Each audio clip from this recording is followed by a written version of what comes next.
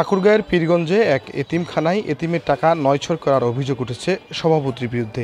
সমাজসেবা অধিদপ্তর থেকে প্রতিদিন 12 জন এতিমের অর্থ বরাদ্দ থাকলেও একজন এতিমেরও দেখা মেলেনি সেই এতিমখানায়।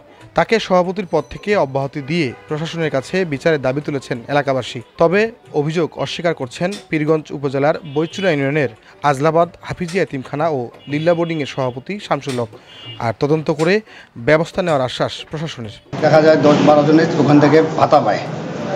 আমরা এখানে দেখতেছি আসে মাদ্রাসায় ছেলে নেই, এখন ছেলে নাই তাহলে ওখানে মাদ্রাসা চলে কীভাবে? সে নাকি একটা মাসুম বাচ্চা এবং মাদ্রাসার ছাত্র, তার সাথে সে খারাপ ব্যবহার করছে। সরকারি বরাদ্দ যেটা এতিম বাচ্চাদের জন্য দেয় ওটা যেন সুষ্ঠুভাবে বন্টন। আমরা এসে আপনার এখানে কোনো ছাত্র দেখলাম না, তারা কোথায়? তারা বর্তমানে ছুটিতে আছে। এই যে ডিসেম্বর মাসে পরীক্ষা হওয়ার পর প্রত্যেক মাসে ছুটি হয়। এই এরা জানুয়ারি 1 তারিখে আসবে।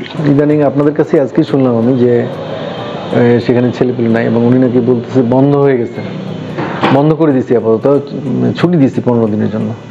আসলে তো ছুটি দিলেও আমাদেরকে জিজ্ঞেস করে দেওয়ার কথা, এইভাবে দেওয়ার কথা না।